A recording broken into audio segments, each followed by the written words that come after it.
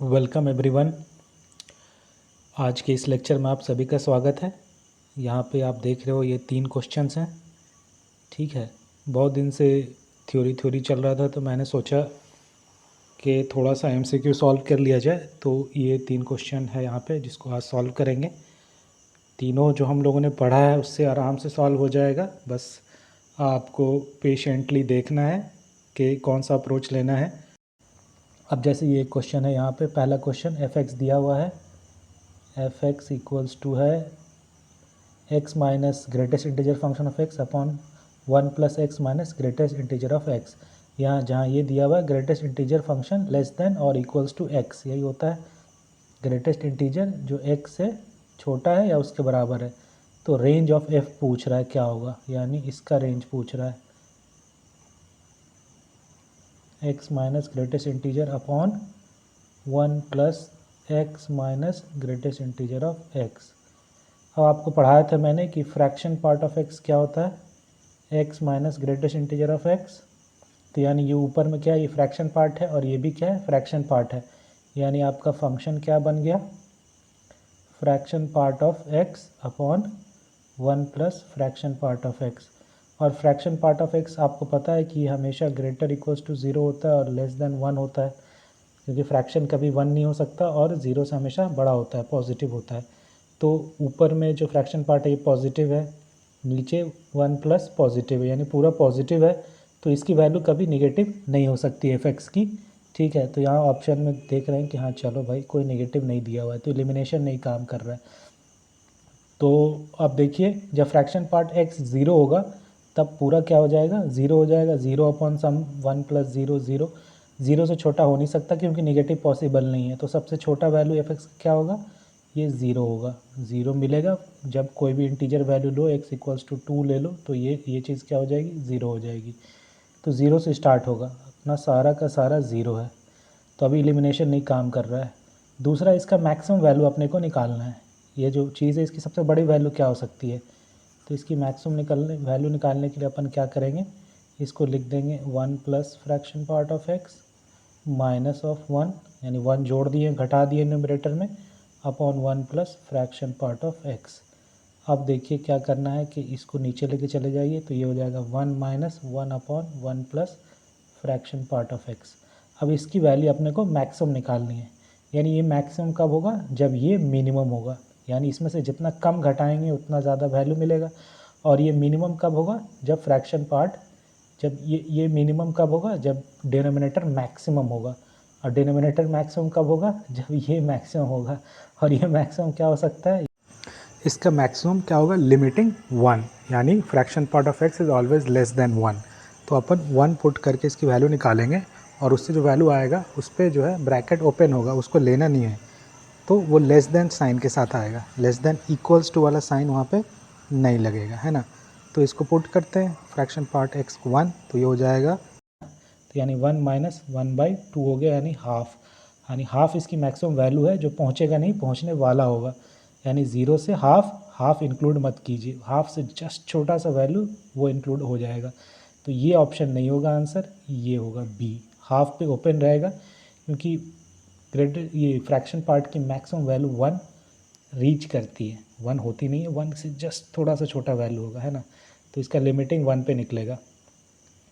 तो ठीक है, इसका मैक्सिमम निकालने के लिए ये मिनिमम चाहिए, इसके मिनिमम के लिए डिनोमिनेटर मैक्सिमम चाहिए, और डिनोमिनेटर के लिए ये मैक्सिमम चाहिए, और ये 1 होता है। तो इसका निकल के आ गया 0 से हाफ। तो यही फंक्शन था जो पढ़ाया, उससे आराम से बन रहा है।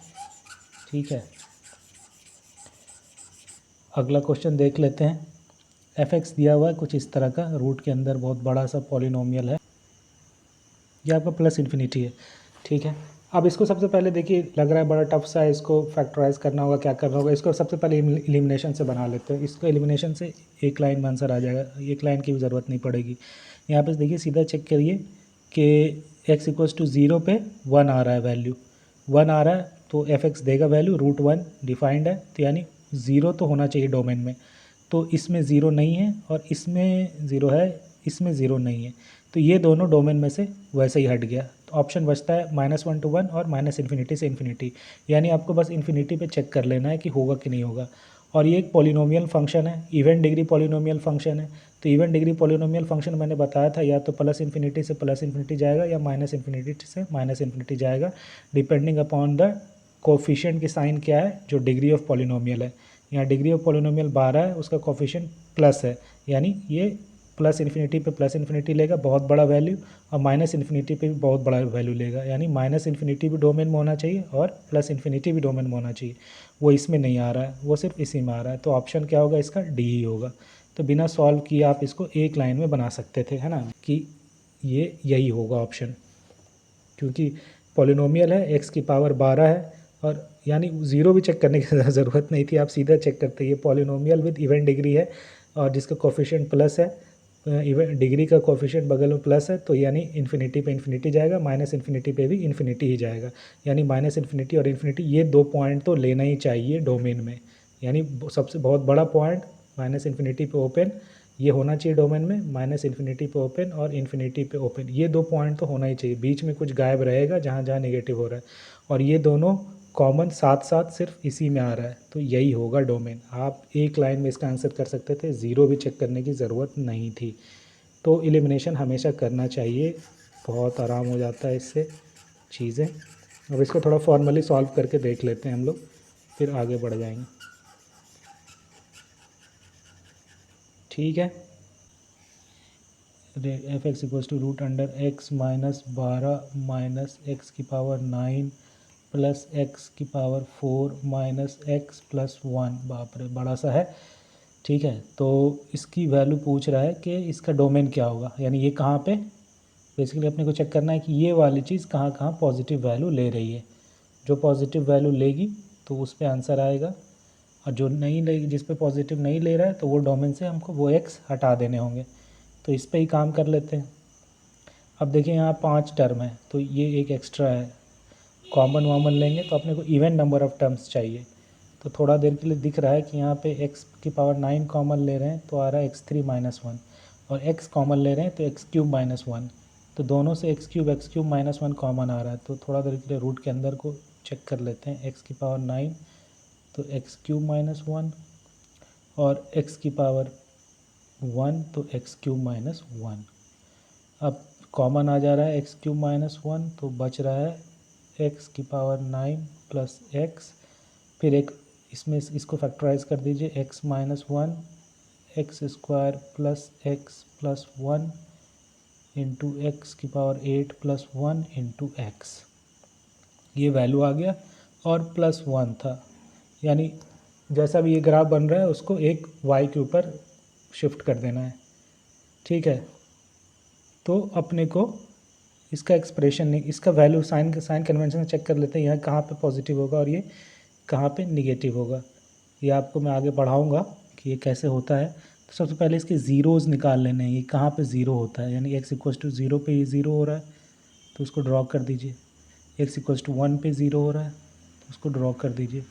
इसकी रूट रियल नहीं आएगी और इसकी भी रूट रियल नहीं आएगी, इसका d निगेटिव है, और ये -1 के का 1/8 रूट, तो ये भी नहीं आएगा, इमेजिनरी आएगा। तो यही 2 रूट है। अब कोई भी एक वैल्यू कहीं पे चेक कर लीजिए, 1 से कोई भी बड़ा वैल्यू डालेंगे x की तो ये पॉजिटिव, सब पॉजिटिव, यानी 1 से बड़े में पॉजिटिव है, तो 0 से 1 के बीच में निगेटिव होगा, क्योंकि 1 कहाँ से आ रहा है, 1 यहाँ से आ रहा है जिसकी पावर ऑड है, तो यहाँ पे साइन चेंज हो जाएगा माइनस, फिर 0 यहाँ से आ रहा है पावर ऑड है तो फिर इधर हो जाएगा इसकी वैल्यू प्लस। इसका कैसा दिखेगा ग्राफ, इधर पॉजिटिव, बीच में निगेटिव, फिर इधर पॉजिटिव। अब पॉजिटिव में कुछ पॉजिटिव ऐड कर रहे हैं तो कोई दिक्कत नहीं है, यानी रूट के अंदर 1 से आगे की वैल्यू x डाल दीजिए, अभी तक कोई दिक्कत नहीं है, और 0 से छोटी वैल्यू भी आप डाल सकते हो, यानी -∞ टू 0 और 1 टू इन्फिनिटी तो होगा ही होगा। और इस निगेटिव वाले पोर्शन में अगर 1 अभी ऐड करना है, यानी 1 तक जो वैल्यू था, -1 तक जिस x पे वैल्यू -1 आ रहा था, यहाँ पे सपोज़ कीजिए -1 आ रहा था, तो ये भी अब पॉजिटिव हो जाएगा ये 1 ऐड करने से। तो यानी ये पोर्शन थोड़ा और लेना है ना। हो सकता है ये पूरा पोर्शन, ये पोर्शन ऐड ये पूरा ही हो जाए, यानी इसका वैल्यू -1 कभी रीच ही ना करे, -1 कहीं कहीं यहाँ हो, ये भी हो सकता है। तो पूरा का पूरा -∞ टू इन्फिनिटी हो जाएगा रेंज। लेकिन अभी पहले एलिमिनेशन कर लेंगे क्योंकि हमको दो इंटरवल तो मिल गया है, ये और ये। तो 1 to इन्फिनिटी किस में है, ये हट गया, -1 से तो बड़ा ही है। -इन्फिनिटी टू -1 में यहाँ तो -इन्फिनिटी टू 0 आ रहा है और 1 to इन्फिनिटी भी आ रहा है, तो वो पोर्शन तो इसमें है ही नहीं, तो ये भी हट गया। 1 to इन्फिनिटी तो चलो ले रहे हो, लेकिन 1 तो लेना है क्योंकि 1 पे वैल्यू पॉजिटिव है, यहाँ 1 एक्सक्लूडेड है, तो ये भी हट गया। और निगेटिव वाला पोर्शन तो लिया ही नहीं है, तो -इन्फिनिटी टू इन्फिनिटी ऑप्शन बच रहा है। तो एलिमिनेशन से अपना आंसर ये आ जा रहा है। इसका मतलब ये हो रहा है कि इसमें इसकी जो निगेटिव वैल्यू आ रही है 0 से 1 के बीच में, उसमें अगर 1 ऐड कर दे रहे हैं तो सब पूरा ऊपर ग्राफ इतना ऊपर उठने के बाद एक्स एक्सिस के ऊपर आ गया है, यानी इसकी वैल्यू मिनिमम वैल्यू जो है वो -1 से छोटी है, तब 1 ऐड करेंगे तो ऊपर चला जाएगा। अब लेकिन क्या इसकी मिनिमम अपन निकालने चलेंगे, ये बताइए। हाँ, इसकी मिनिमम निकालने का ज़िद नहीं करना है, वही मैं बोल रहा था स्टार्टिंग में, मैंने बोला कि ज़िद नहीं करना है। तो ये प्रूफ करने के लिए कि ये एक्सप्रेशन पॉजिटिव होगा, इसकी मिनिमम नहीं निकालने चलेंगे कि भाई इसकी मिनिमम निकाल रहे हैं, फिर इसकी मिनिमम आई -3/4, तो देखो -3/4 में 1 जोड़ोगे तो 1/4 होगा जो पॉजिटिव है, यानी ये एक्सप्रेशन हमेशा पॉजिटिव है, यानी इसकी डोमेन -इन्फिनिटी टू इन्फिनिटी होगी। ये काम नहीं करना है अपने को। अब क्या क्या पता चल गया अपने को, ये पता चल गया है कि 1 से इन्फिनिटी के बीच में ये पॉजिटिव है ही, 0 से -इन्फिनिटी के बीच में पॉजिटिव है ही, 0 से 1 के बीच में अपने को नहीं पता है कि इसकी वैल्यू कहाँ से कहाँ जाएगी, तो फिर नहीं पता चल रहा है कि ये डोमेन में लेना ही नहीं लेना है, यानी सिर्फ 0 और 1 के बीच में हमको डिसीज़न लेना है, ठीक है ना। बाकी सब अपने को पता चल गया है, तो उसके लिए इसको कोशिश नहीं करना है। x की पावर 12 है, आप इसकी मिनिमम निकालने में हालत ख़राब हो जाएगी, सही बता रहा हूँ। इसको ऐसे बनाना है, अगर ख़ुद को कन्विंस ही करना है तो इसको ऐसे करना है कि 0 से 1 के बीच में ये कैसे पॉजिटिव हो रहा है। उसके लिए वापस यहाँ आ जाइए, देखिए 0 से 1 के बीच में तो ये पॉजिटिव ही है, निगेटिव क्या हो रहा है, सिर्फ x की पावर 9 और -x, ये दोनों निगेटिव हो रहा है और बाकी ये दोनों पॉजिटिव है। 0 के 1 के बीच में हमको चेक करना है कि ये चीज़ पॉजिटिव हो रही है ना, 0 से 1 के बीच में। तो अब देखिए क्या कीजिए, आप यहाँ लिख लीजिए +x की पावर 4 -x की पावर 9, और यहाँ लिख लीजिए +1 और -x।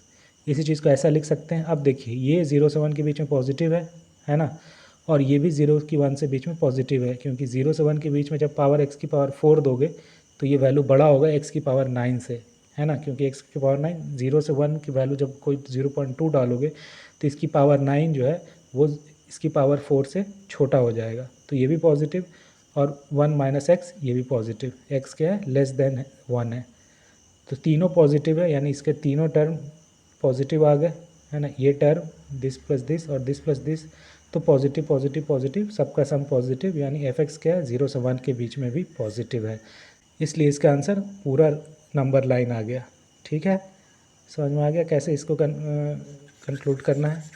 मिनिमम निकालने जाओगे तो परेशान हो जाओगे, एलिमिनेशन से अपना पहले ही बन चुका था।